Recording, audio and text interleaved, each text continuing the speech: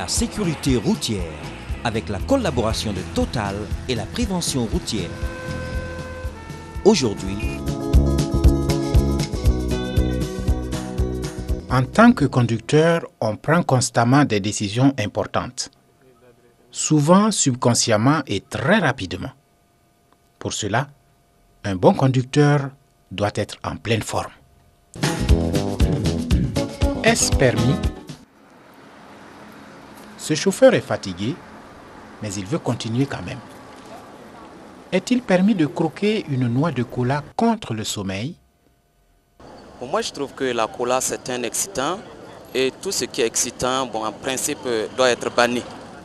On n'a pas le droit de manger cola. Hein. Pourquoi? Parce que les autres disent que quand on prend cola, tu ne dors pas ni rien, mais je ne pense pas que c'est vrai, je n'ai jamais essayé. Je ne pense pas. Si tu es fatigué sur la route, il vaut mieux de garer. Bon, chacun a son problème. Hein. Sinon, moi particulièrement, je n'aime pas la cola. Tout ce qui excite, je n'aime pas ça. Alors, au niveau du chauffeur, ça peut beaucoup influencer négativement. En matière de conduite, une fois qu'on se sent fatigué, on doit se reposer. Quand vous êtes fatigué, il faut se reposer. Le risque d'avoir un accident devient 4 fois plus grand à cause de la fatigue. Reportage.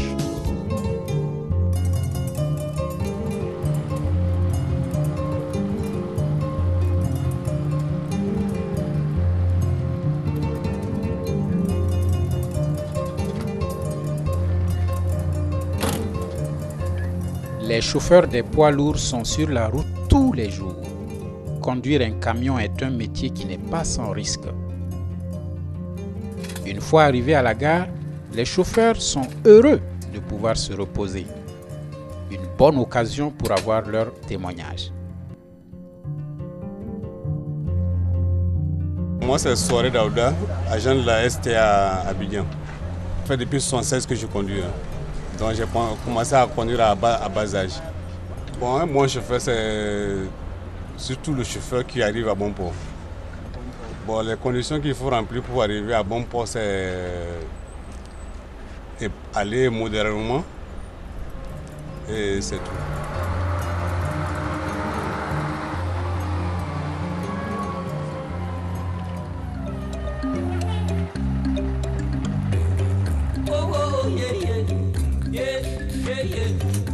N'empêche pas le chauffeur que ouais, dès que tu vas, il faut pouvoir retourner rapidement pour venir. Non, ce n'est pas un avion. Alors quand il y a un problème, alors nous tous on reste dedans. D'après tout même, c'est le chauffeur même qui prend le pot cassé beaucoup. Toi avec ton apprenti, vous avez resté. Le propriétaire des camions, il est posé à la maison.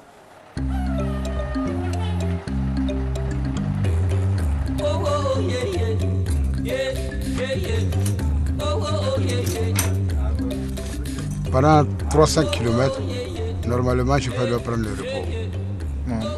Si nous roulons, comme c'est le gros véhicule, on roule au moins 4 heures de temps, on se repose. Quand on sent la fatigue, on a sommeil, il faut se reposer forcément. Pendant 6 à 7 heures, pour bien récupérer. L'excès de vitesse et la non-courtoisie. Bon, la courtoisie, c'est quand vous voyez un camion devant vous, prenez le temps de savoir qu'est-ce qui l'empêche de partir. Bon, peut-être qu'il y a un obstacle devant. Bon, si vous ne savez pas que vous le dépassez, s'il y a un accident, vous entrez dedans. C'est ce que j'appelle la courtoisie. Ce que j'ai à dire à mes camarades chauffeurs, c'est d'être très prudent et beaucoup patient dans la vie. Si on est contraint de subir le métier, bon, on regrette. Mais moi, je ne regrette pas le métier chauffeur. C'est ce que j'ai voulu.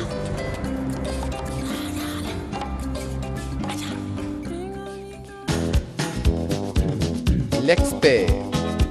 Avant le départ, réglez votre siège, réglez vos rétroviseurs et mettez votre ceinture de sécurité. Rassurez-vous que vos portières sont bien fermées. Il est très important que le conducteur soit en bonne forme. Autrement, il met sa vie en danger et celle des autres. Évitez de conduire en état de fatigue,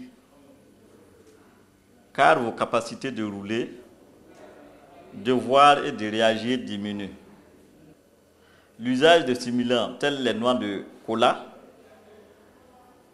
et le café noir est interdit car leur effet est temporaire et ne résout pas le problème de fatigue. Il est également interdit de prendre des médicaments tranquillisants ainsi que tout autre excitant pendant la conduite. Lorsque vous circulez, observez les pauses suivantes. Après 2 heures de conduite d'affilée, 30 minutes de pause. Après 4 heures de conduite d'affilée, 1 heure de pause. Après 6 heures de conduite d'affilée, carrément faire conduire par quelqu'un d'autre.